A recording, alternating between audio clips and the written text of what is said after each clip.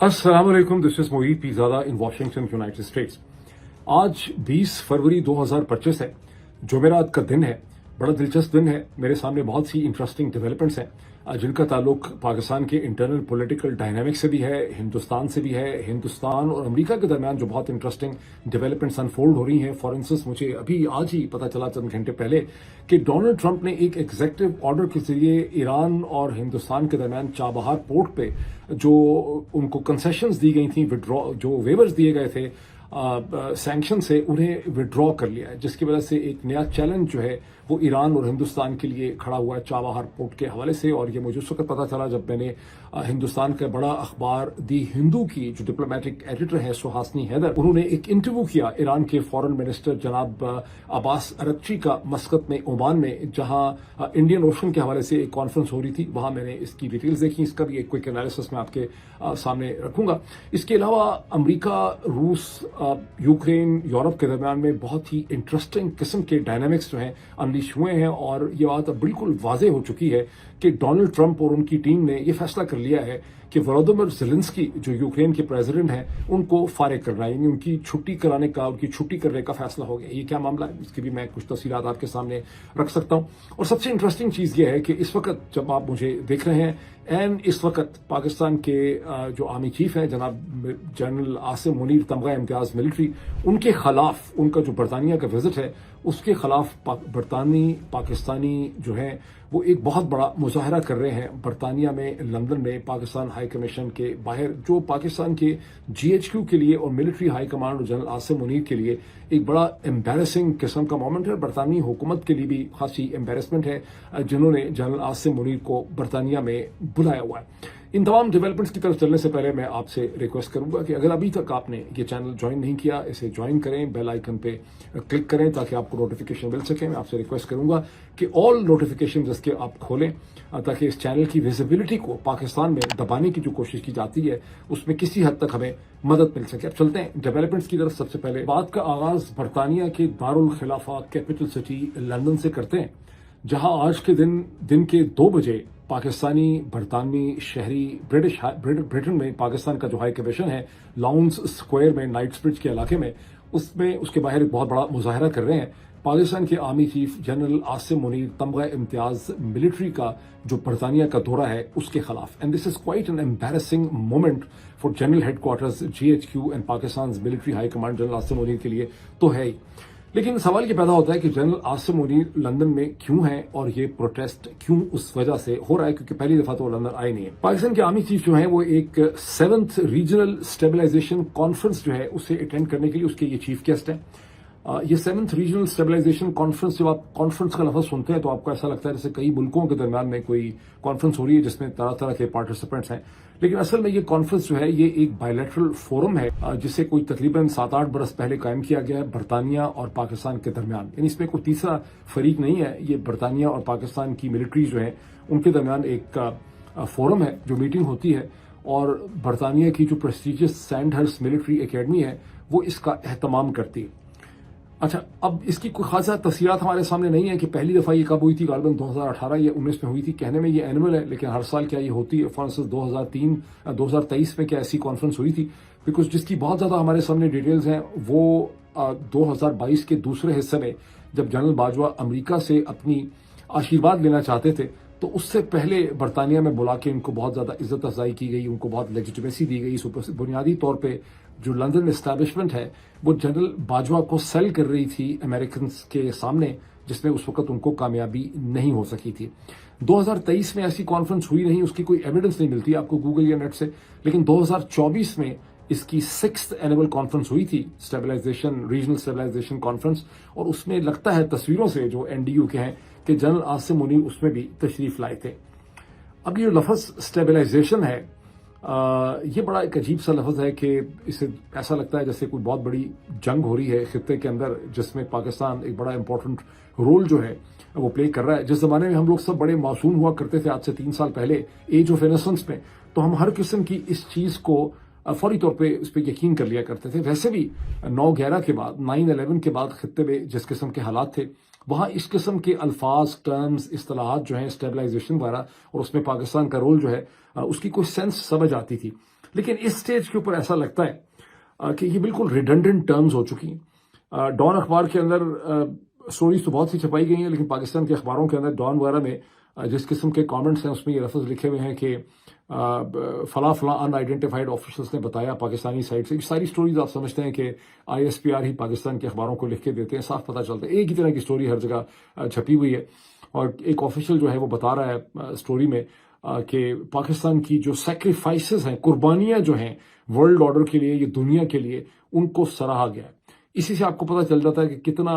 History قسم کا یہ شو ہے اور کتنی ریڈنڈنٹ قسم کی پرانی باتیں یہاں پہ کی جا رہی ہیں. بھائی یہ اگر 9/11 کے کچھ سالوں کے بعد، یہ کم از کم 2012-13 تک، جب تک افغانستان کی جنگ بڑی ایکٹیو طریقے سے تھی اور پاکستان میں دہشت گردی کے تابڑ توڑ حملے ہو رہے تھے، اس وقت تو اس ٹرم کی کوئی سینس بنتی تھی. لیکن 2025 کے شروع میں یہ کہنا کہ دنیا پاکستان کی سیکریفائسز جو ہے اس کی بڑی قدر کرتی ہے، it is absolutely making no sense. لیکن لکھنے والوں کو اس کا کوئی اندازہ ہی اسٹیج کے اوپر نہیں ہے، بیکاز اس وقت پاکستان میں جتنا بھی کانفلکٹ ہو رہا ہے، بلوچستان سے لے کے خیبر پختونخوا ڈسٹرکٹ، پنجاب میں ڈاکوؤں کے ساتھ مقابلہ، وہ سب اس کے انٹرنل ڈائنامکس جو ہیں وہ ہمارے سامنے. میں آپ کو بہت سے اسکرین شاٹس وغیرہ جو ہے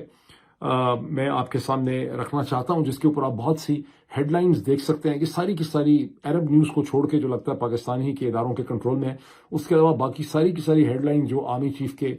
برطانیہ کے دورے کے حوالے سے ہیں، یہ ساری کی ساری پاکستانی اخبار ہیں جو ایک دوسرے کے اوپر گرتے پڑتے مر رہے ہیں. زیادہ سے زیادہ بہتر ہیڈ لائن جو ہے اس کے حوالے سے لگانے کے لیے باقی پاکستانی ٹیلی ویژن چینلز کی جو یوٹیوبس کی وغیرہ کی ہیڈ لائنز ہیں. امپریشن یہاں پہ کیا کنوے ہو رہا ہے کہ بہت ہی کوئی امپورٹنٹ قسم کا رول جو ہے ریجنل اسٹیبلائزیشن کے ذریعے وہ پاکستان اسٹیج کے اوپر پلے کر رہا ہے، جس میں پاکستان کے آرمی چیف جو ہے وہ ایک ہیرو کے طور پہ ہیں. اور چیف نے، پاکستان کے آرمی چیف نے جو یہاں پر اس سینڈ ہاؤس میں جو پیپر پڑھا ہے، اس کا عنوان یہ ہے emerging world order and Pakistan's out لک،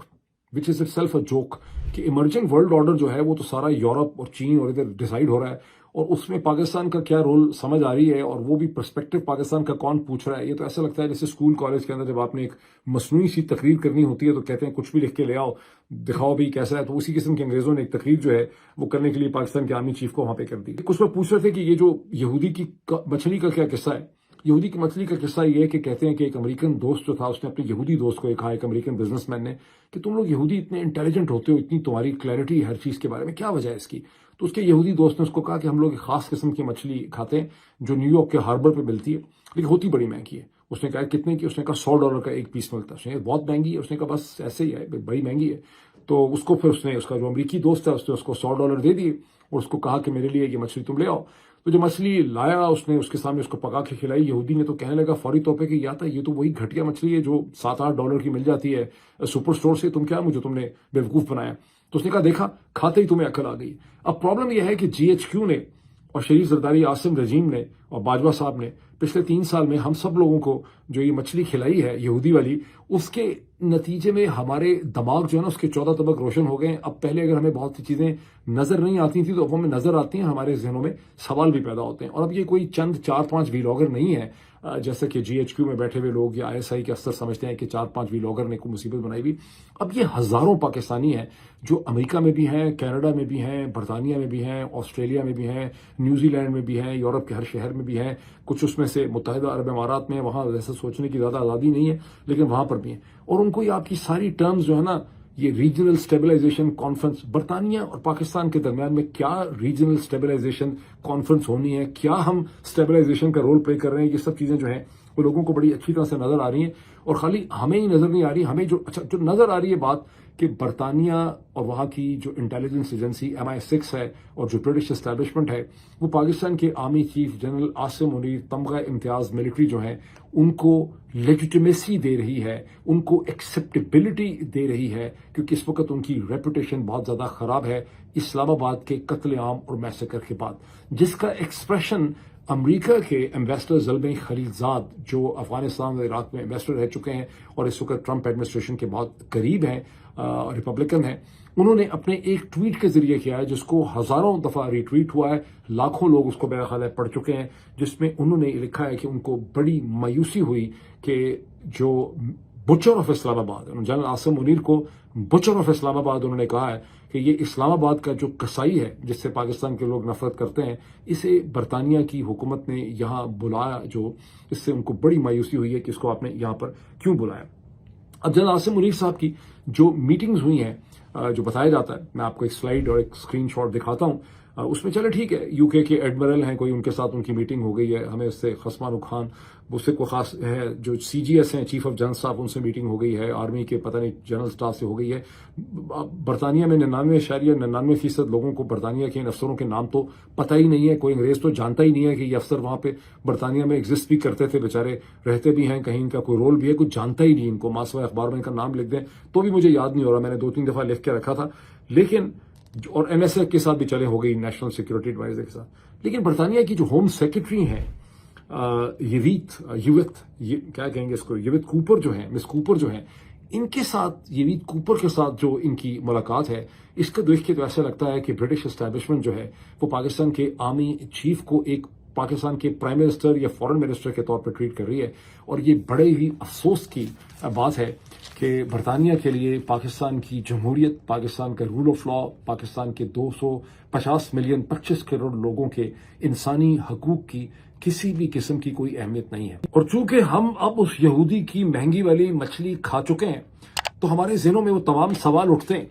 जो पहले उठा नहीं करते थे। पहले आपने हमें UK Pakistan relationship, strategic interest and stabilization conferences और इस किस्म की तमाम बातें आपने खूबसूरत सुना दी, हमने भी सुन ली, यकीन कर लिया। लेकिन अब हमारे जहनों में सवाल उठता है कि यूके के पाकिस्तान के अंदर ऐसे क्या स्ट्रेटेजिक इंटरेस्ट हैं, क्या स्टेबलाइजेशन की कॉन्फ्रेंसेज हैं जिसकी वजह से उनको एक अनइलेक्टेड आर्मी चीफ, जिसे सलमे खलीलजाद कहते हैं, बुचर ऑफ इस्लामाबाद, उसे आपको लंदन में बुला के उसकी इज्जत अफजाई करनी पड़ती है। आखिर ये क्या मामला है? ये सवाल हमारे जहनों में उठते हैं। और मेरी पाकिस्तानी ब्रिटिशर से, दुनिया भर में पाकिस्तानियों से ये रिक्वेस्ट है कि गालियां न दें, खास करके इदारे को गालियां न दें, क्वेश्चंस रेज करें और अपने माइंड को फोकस करें। नॉट नेसेसरली कि पूरी फौज ही यहाँ पे जिम्मेदार है, फोकस करें on the unholy alliance between Sharif Zardari and general Asim Munir. ये है असल मामला। अब लंदन से पाकिस्तान चलें, जहां गुज़िश्ता 24-36 घंटों में पंजाब के तूलो अरज में बड़ा मैसिव क्रैकडाउन किया गया है तमाम सोशल मीडिया के खिलाफ। कोई भी लड़का, लड़की, आदमी, औरत जिसने मोहतरमा मरियम नवाज साहिबा पे कोई तनकीद की थी, कोई वीडियो शेयर की थी, करीबन वीडियो पाकिस्तान से बाहर बनी है, कैसे इंस्टेंस भी सामने आया है, अगर किसी खातून ने उस वीडियो को शेयर भी कर दिया था तो उसे भी उठा लिया गया है। और इसमें जो इंटरेस्टिंग चीज देखने में आई है कि इस दफा ये सारी मारधाड़ जो है वो मरियम नवाज की अपनी पंजाब पुलिस ही कर रही है, इसके अंदर आईएसआई का कोई ज्यादा अमल दखल जो है वो देखने में नहीं आया। अब बावजूद इसके कि इतनी मारधाड़ हो रही है, उसके बावजूद बहुत इंटरेस्टिंग किस्म की वीडियोस और कमेंट्स जो है वो भी देखने में आ रहे हैं। मैंने पंजाबी के अंदर एक खातून को देखा है जो खुद भी, उन्होंने अपने आप को ड्रेसअप किया हुआ है मरियम नवाज की तरह, उनसे बहुत छोटी है वैसे उम्र में, लेकिन उन्होंने पंजाबी में मरियम नवाज साहिबा का जवाब दिया। ये टिकटॉक की मेरा ख्याल वीडियो है या पता नहीं यूट्यूब का शॉर्ट है, इसकी चंद झलकियां मैं आपको यहाँ पे दिखा। इमरान खान के दौर में जो 38% महंगाई थी, आज वो 5 या 6 डिजिट पे आ चुकी है। खान साहब ਦੇ ਦੌਰ ਵਿੱਚ ਪੈਟਰੋਲ 108 ਰੁਪਏ ਲੀਟਰ ਆ ਅੱਜ 260 ਰੁਪਏ, ਡਾਲਰ 150 ਦਾ ਆ ਅੱਜ 300 ਰੁਪਏ, ਬਿਜਲੀ ਦਾ ਯੂਨਿਟ 18 ਰੁਪਏ ਦਾ ਆ ਅੱਜ 110 ਰੁਪਏ ਦਾ, 골ਡ 88000 ਰੁਪਏ ਤੋਲਾ ਆ ਅੱਜ 3,05,000 ਰੁਪਏ ਤੋਲਾ ਹੈ, ਰੋਟੀ 8 ਰੁਪਏ ਦੀ ਸੀ ਅੱਜ 25 ਰੁਪਏ ਦੀ ਹੈ, कुकिंग ऑयल 250 रुपए लीटर आज 550 रुपए लीटर है, गैस 150 रुपए किलो सी आज 300 रुपए किलो है। प्रोग्राम तो बढ़ गया। वाह पटवारी, पता नहीं तुम्हारी अम्मी ने सच कदों बोलना तुम्हारे नाल। अब गुज़िश्ता 24 घंटों में नवाज शरीफ साहब ने अपने मोतमद खास, अपने जो मुंशी हैं जनाब सेनेटर इरफान सदीकी साहब को तलब किया और उन्होंने एक स्टेटमेंट जो है वो डिक्टेट करवाई। ये स्टेटमेंट में उन्होंने इमरान खान का नाम तो नहीं लिया, लेकिन ये स्टेटमेंट सारी इमरान खान के हवाले से है, जिसमें नवाज शरीफ साहब ने बड़े गुस्से से ये वार्न किया है कि मैं ये सारा ड्रामा, एक आर्टिफिशियल प्रोटेस्ट पाकिस्तान में हम नहीं चलने देंगे। और वो लोग जो जमहूरियत की इक़्तिदार में बिलीव नहीं करते हैं, जिनको उसकी सेंस नहीं है, वो जो ये दोबारा पाकिस्तान के अंदर प्रोटेस्ट का, मार्चेस का, सिट इन का प्रोसेस शुरू करना चाहते हैं, हम उन्हें कभी भी इसको कामयाब नहीं होने देंगे, बड़ी सख्ती से उनसे निपटेंगे। और अपनी तमाम पार्टी के वर्कर्स और लीडर्स को कहा है कि आप अवाम के साथ अपने राब्ते जो हैं वो बढ़ाएं। जरा अंदाजा लगाएं कि ये कौन आदमी बात कर रहा है कि लोग जमहूरियत में बिलीव नहीं करते। ये वो मुनाफिक है जिसने अपनी सीट भी हार गया डॉक्टर यास्मीन राशिद से, और जिसकी जमात के पास 16-17 टोटल सीटें हैं। ये हुक्मरान जमात बन के बैठे हुए हैं और ये जमहूरियत के ऊपर लेक्चर दे रहा है बाकायदा स्टेटमेंट्स के जरिए। मुनाफिकत की भी कोई हद होती है। اچھا، اسی جوش خطابت کے اندر جناب نواز شریف صاحب نے یہ بھی فرمایا کہ اگر میری حکومت کا راستہ نہ روکا جاتا، یعنی میری حکومت ختم نہ کر دی جاتی 2017 کی جولائی کے اندر، تو میں نے جو ریفارمز شروع کی تھیں 2013 میں وہ ایسی کامیاب تھیں کہ ہمیں دوبارہ کبھی IMF کے پاس جانا ہی نہیں پڑتا۔ حالانکہ اندازہ اس سے لگائیں گے بھول ہی گیا، یہ بھول گیا یا چاہتا ہے کہ سب بھول جائیں، آپ میں سے بھی ہو سکتا ہے بہت سے لوگوں کو یاد نہ ہو کہ جب جولائی 2017 میں نواز شریف پرائم منسٹرشپ سے ہٹے سپریم کورٹ کے فیصلے کے بعد اور شاہد خاقان عباسی پرائم منسٹر بنے اور اسحاق ڈار صاحب ملک سے فرار ہو گئے خصوصی طیارے کے اندر اور ڈاکٹر مفتاح اسماعیل ان کے فائنانس منسٹر بنے، تو اسی زمانے میں ان کی اپنی اس حکومت نے یہ بحث کرنی شروع کر دی اور اس کے بعد انٹرم جو گورنمنٹ آئی اس میں کھل کے یہ بحث ہوئی اور اخباروں میں یہ داریے چھپتے تھے کہ پاکستان کی معیشت اب اتنی برے اس کے حالات ہو چکے تھے 2017 کے آخر میں کہ اگلی دفعہ اب ایک بار پھر ایک IMF پروگرام میں جانا پڑے گا۔ یعنی IMF پروگرام کو اسحاق ڈار صاحب نے 2016 میں ختم کیا، نواز شریف صاحب کی حکومت آئی تو IMF پروگرام شروع ہوا 2013 میں، 2016 میں وہ 3 سال کا پروگرام ختم ہوا، 2017 کے آخر میں دوبارہ یہ محسوس کیا جا رہا تھا کہ ایک IMF پروگرام میں جانا ہوگا، اور جب عمران خان کی حکومت آئی 20 اگست 2018 کو تو اس وقت سب سے زیادہ پریشر یہی تھا اسد عمر کے اوپر، دب کالم چھپتے تھے اخباروں میں کہ اسد عمر کو فوری طور پہ IMF کے پروگرام کے پاس چلے جانا چاہیے۔ سارا جھگڑا یہی تھا کہ عمران خان کی حکومت جو تھی وہ فوری طور پہ IMF کے پروگرام پہ نہیں گئی، لیکن یہاں پر یہ صاحب فرما رہے ہیں کہ اسے کہتے ہیں میری حکومت جو ہے وہ تو IMF میں جانا ہی نہیں پڑتا، یہ سب کچھ جو ہے مجھے ہٹایا نہ جاتا تو یہ سب کچھ ہوتا ہی نہ۔ اچھا، اسی ٹائم پیریڈ میں مریم نواز صاحبہ نے جو نارووال میں تقریر کی وہاں پر بھی انہوں نے فرمایا کہ انڈیسنسی کو کون لے کر آیا ہے، پاکستان کی سیاست کو گندا کس نے کیا۔ اور دوسری طرف بلاول صاحب جو ہیں انہوں نے بھی ایک انگریزی میں انٹرویو فرمایا، بڑی اچھی انگریزی کے اندر، میرا خیال ڈوشے ویلے کو انہوں نے دیا ہے، جس میں کہا گیا کہ عمران خان نے میرے باپ کو، مریم نواز کو، نواز شریف کو گرفتار کیا، عمران خان نے یہ کیا وہ کیا۔ یہ منافق جو ہیں یہ اس رجیم کو ریپرزینٹ کرتے ہیں، پتہ نہیں کیسے یہ باتیں کرتے ہیں، یہ اس رجیم کو ریپرزینٹ کرتے ہیں جس نے 1 لاکھ سے زیادہ لوگوں کے گھروں کے اوپر گزشتہ چند ماہ میں ریڈ کیے ہیں، جس نے 20,000 سے کہیں زیادہ لوگوں کو گرفتار کیا ہے، جنہوں نے صرف 24 گھنٹے میں پنجاب میں 10,000 لوگوں کو گرفتار کیا ہے، جن کے ہوتے ہوئے پرومیننٹ ٹیلی ویژن اینکر اور صحافیوں کو قتل کیا گیا۔ شہید ارشد شریف کے قتل کو ہمیں بھولنا نہیں چاہیے۔ میں آج دیکھ رہا تھا ان کی صاحبزادی کے ٹویٹر ہینڈل کے اوپر انہوں نے یہ سوال ریز کیا ہے کہ کیا ہم شہید ارشد شریف کو بھول گئے ہیں، کیا قوم ان کو بھول گئی ہے کہ انہوں نے پاکستان کے لوگوں کو شعور دلانے میں کیا رول ان کا تھا شہید ارشد شریف کا۔ یہ وہ رجیم ہے جس میں عمران خان کو قتل کرنے کے لیے قاتلانہ حملہ کیا گیا، اللہ نے بال بال ان کی جان بچائی۔ یہ وہ رجیم ہے جس میں پاکستان سے ہماری جیسے بیکار قسم کے لوگوں کو پاکستان سے فرار ہونا پڑا، جہاں لوگوں کے پاسپورٹ کینسل کر دیے گئے، ان کے شناختی کارڈ کینسل کر دیے گئے، ان کے بینک اکاؤنٹ سیز کر لیے گئے۔ یہ وہ رجیم ہے، عدالتوں کا کیما نکال دیا گیا، کیما کر دیا گیا۔ اس کیما ہونے کے بعد عدالتوں کے حالات یہ ہیں کہ پاکستان کے موجودہ سو کالڈ چیف جسٹس جناب یحییٰ آفریدی نے، جنہیں اصل میں چیف جسٹس ہونا ہی نہیں چاہیے تھا، انہوں نے اپنے گھر میں شہباز شریف صاحب کو دعوت دے کے بلایا اور اس کے بارے میں خبر نشر کی گئی ہے کہ شہباز شریف صاحب سے انہوں نے استدعا کی ہے کہ میں جوڈیشل ریفارمز کرنا چاہتا ہوں، آپ اس کے لیے اپنا ان پٹ مجھے پرووائڈ کریں۔ اور اس پہ شہباز شریف صاحب نے حاتم طائی کی قبر پہ 2-4 لاتیں مار کے انہوں نے کہا کہ جناب میں بالکل آپ کو اپنا ان پٹ پرووائڈ کروں گا جوڈیشل ریفارم کے لیے۔ اب اس سے بڑا کیا جوک ہو سکتا ہے، ستم ظریفی ہو سکتی ہے کہ وہ فارم 47 کا شہباز شریف جس کے پاس 16-17 سیٹیں ہیں اور جعلی حکومت بنا کے وہ بیٹھا ہوا ہے، وہ حکومت جو اس کو جنرل عاصم منیر نے دلائی ہے، اور وہ حکومت ایک 26ویں آئینی ترمیم کرتی ہے، یعنی حکومت غیر قانونی، وہ ایک غیر قانونی 26ویں آئینی ترمیم کرتی ہے، جس کے نتیجے میں جناب آفریدی صاحب چیف جسٹس بنتے ہیں، جو اصل میں منصور علی شاہ صاحب کو ہونا چاہیے تھا۔ اب وہ جعلی چیف جسٹس جو ہے وہ جعلی پرائم منسٹر سے یہ کہہ رہا ہے کہ میں جوڈیشل ریفارم کرنے لگا ہوں، مجھے آپ اس کے لیے ان پٹ پرووائڈ کریں۔ دنیا میں شاید کہیں پر یہ والے حالات جو ہیں اتنا بڑا اچھا اور کامیکل افیکٹ کے لیے، تاکہ سپریم کورٹ سے کہیں بور ہی نہ ہو جائیں، اس کے لیے انہوں نے مسرت ہلالی صاحبہ کو امپورٹ کیا ہے پشاور سے، جن کے لطیفے ہم روز سنتے ہیں۔ اب خیبر پختونخوا کے چیف منسٹر علی امین گنڈاپور جو ہیں، ان کو ایک نیا خیال آیا، انہوں نے پشاور کے اندر اخباری رپورٹرز اور میڈیا سے بات کرتے ہوئے اب انہوں نے یہ کہا ہے کہ کرم کے اندر، پارا چنار کے علاقے کے اندر جو سیکریٹریٹ کانفلکٹ ہو رہا ہے، یہ کوئی لینڈ ڈسپیوٹ نہیں ہے، ہمیں یہ سمجھنا چاہیے کہ یہ در حقیقت فورن انٹرونشن ہو رہی ہے، اور بہت بڑی تعداد میں اسلحہ یہاں پر بیرونی ممالک اور بیرونی ہاتھ جو ہیں وہ یہاں پہ اسلحہ پرووائڈ کر رہے ہیں۔ اب یہ ناچیز تو یہاں پہ اپنے کمرے میں بیٹھ کے بہت ہفتے پہلے یہ کہہ رہا تھا کہ یہ لینڈ ڈسپیوٹ نہیں ہو سکتا. جس قسم کی فیروسٹی سے قتل عام ہوا ہے جب 22 نومبر کو یہ قتل عام شروع ہوا تھا، اور جس کے بارے میں سرکاری اعداد و شمار کے کہتے ہیں کہ اندازاً 200 لوگ جو ہیں اس میں گھائل ہوئے ہیں، اور غیر سرکاری اعداد و شمار کے کہتے ہیں کہ 500-600 لوگ جو ہیں وہ جاں بحق ہوئے ہیں. تو اس وقت علی امین گنڈاپور کی نومبر اور دسمبر میں علی امین گنڈاپور کی خیبر پختونخوا کی حکومت آن ریکارڈ ہے کہ وہ یہ کہتے تھے کہ نہیں، اس کے بارے میں کوئی مس انڈرسٹینڈنگ پیدا نہ کرے، یہ در حقیقت ایک لینڈ ڈسپیوٹ ہے.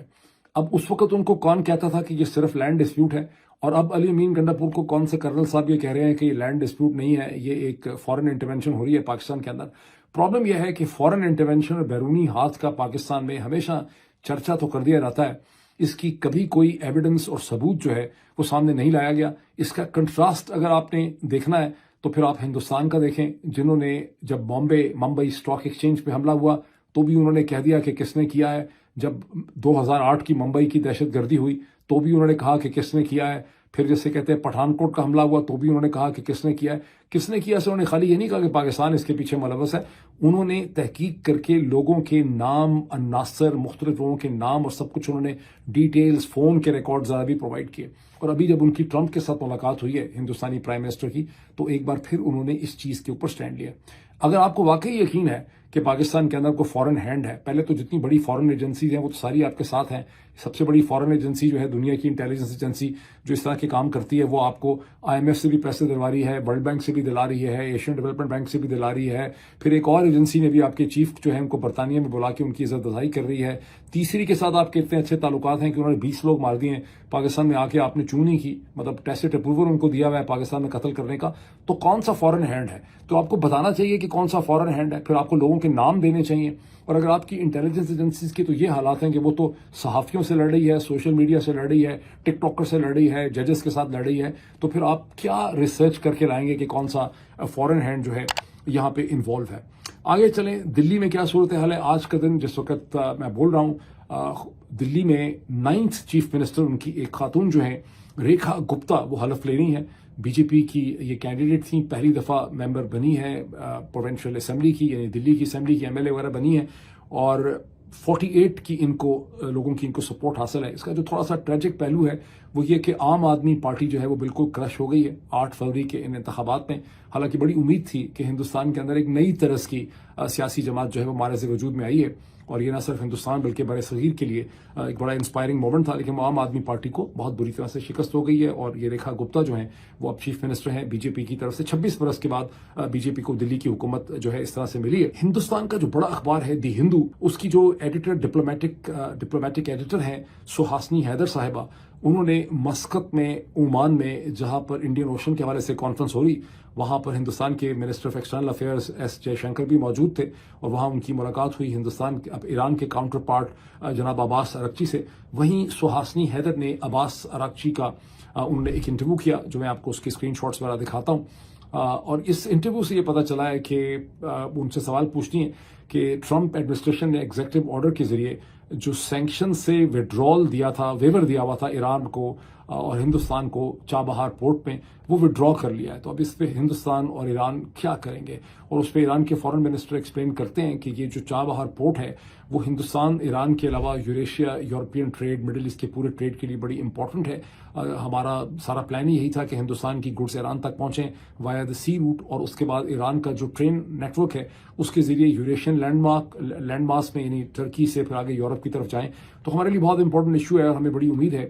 کہ ہندوستان کی گورنمنٹ کا چونکہ ایک خاص قسم کا ریلیشن شپ ہے ٹرمپ ایڈمنسٹریشن کے ساتھ، تو اس پہ ہندوستان اس ایشو کو اٹھائے گا. اب ہندوستان اس میں ہمت کرتا ہے کہ نہیں کرتا؟ بیکاز نریندر مودی جب گئے تھے، واشنگٹن آئے تھے، تو وہاں انہوں نے ڈونلڈ ٹرمپ کی ساری باتیں جو ہیں وہ مان لی ہیں.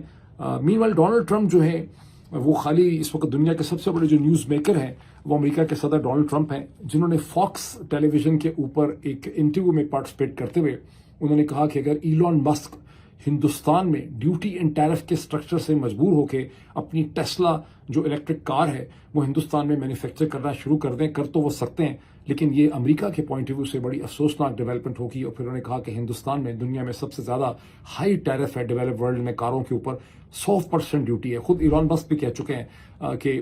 ہندوستان میں 100% ڈیوٹی جو ہے وہ کاروں کے اوپر ہے. اب ڈونلڈ ٹرمپ نے چونکہ کہہ دیا ہے کہ ایلان مسک کو یہ نہیں کرنا چاہیے, تو مجھے لگ رہا ہے کہ خاصا مشکل ہو جائے گا. مین وائل جیسا کہ میں نے آپ کو شروع میں بتایا کہ ولودیمیر زیلنسکی کی چھٹی کرنے کا, ان کو فارغ کرنے کا, ان کو ختم کرنے کا پورا پلان جو ہے وہ ڈونلڈ ٹرمپ نے بنا لیا ہے. مجھے اس میں اپالوجائز کرنا ہے کہ جب میں نے لاسٹ ٹائم اس پہ ویلاگ کیا تو مجھے اس ڈیولپمنٹ کا پتہ نہیں تھا, بیکاز اس وقت میں نے روئٹر اور نیو یارک ٹائمز کو ایز اے سورس یوز کیا. اب میں نے برطانیہ کا جب ٹیلی گراف اخبار دیکھا تو 19 تاریخ کو یہ بات جو ہے وہ واضح ہو چکی تھی, 18 تاریخ کو ہی, کہ جب سعودی عرب کے درمیان میں میٹنگ ہوئی, ٹرمپ کی ٹیم یعنی مارکو روبیو اور روس کے فورن منسٹر جناب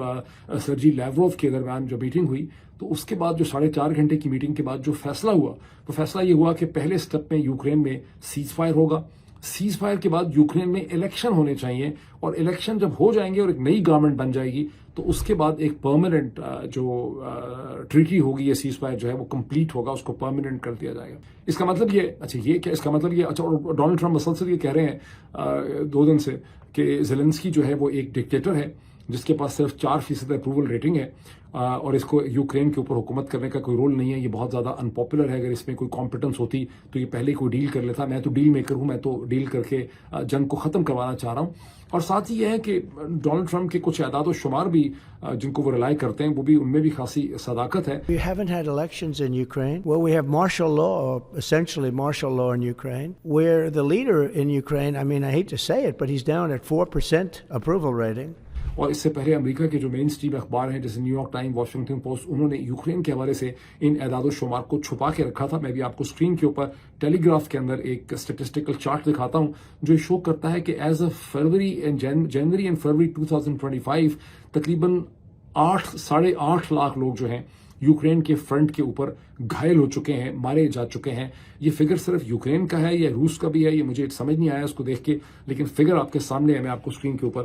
دکھا سکتا ہوں. اب یہ جو کچھ ڈونلڈ ٹرمپ نے کہہ دیا ہے زیلنسکی کو فارغ کرنے کا, اس کا ایک فوری طور پہ بیک گراؤنڈ بھی ہے. بیک گراؤنڈ یہ ہے کہ چند دن پہلے آپ نے دیکھا ہوگا کہ ڈونلڈ ٹرمپ نے کہا تھا کہ 500 بلین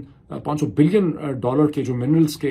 جو ہیں وہ ہم نے ایکسپلائٹ کرنے ہیں, بیکاز ہمارا تو $350 بلین کا خرچہ ہو گیا ہے یوکرین کی جنگ کے لیے, اور ہمیں اس کا معاوضہ اور کمپنسیشن چاہیے. اور اپیرنٹلی زیلنسکی اور ڈونلڈ ٹرمپ کے درمیان ایک اورل ایگریمنٹ اس حوالے سے ہو گیا تھا. تاہم میونخ سیکیورٹی کانفرنس میں ہفتے کے دن پارٹیسپیٹ کرتے ہوئے ولودیمیر زیلنسکی نے کہا کہ میں یہ ایگریمنٹ نہیں کروں گا ڈونلڈ ٹرمپ کے ساتھ منرلز کا, بیکاز مجھے جو گارنٹیز آفر کی جا رہی ہیں سیکیورٹی کی یوکرین کے لیے رشیا کے خلاف, وہ بالکل ناکافی ہیں. اور اس وقت بھی امریکہ کے جو نیشنل سیکیورٹی ایڈوائزر NSA ہیں مائک والٹز, انہوں نے وہیں پر زیلنسکی کو خبردار کیا تھا کہ تمہیں اس کے کانسیکوینسز ہوں گے اور تمہیں اس ایگریمنٹ کو جو ہے منرلز کا ایسے اپروو کرنا چاہیے. بہرحال اب تو سٹیج سیٹ ہو گیا ہے, بیکاز اگر الیکشن ہوں گے تو صاف نظر آ رہا ہے کہ زیلنسکی الیکشن نہیں جیت سکیں گے, اور غالباً پوٹن کی مرضی کی حکومت جو ہے وہ یوکرین میں آ جائے گی, جیسا کہ 2014 تک تھی جسے امریکہ نے سازش کر کے ختم کیا تھا. سو یہاں پر اب یورپینز یہ محسوس کرتے ہیں کہ ڈونلڈ ٹرمپ روس کی اور پوٹن کی ٹوٹل اسے کہتے ہیں اپیزمنٹ کر رہے ہیں.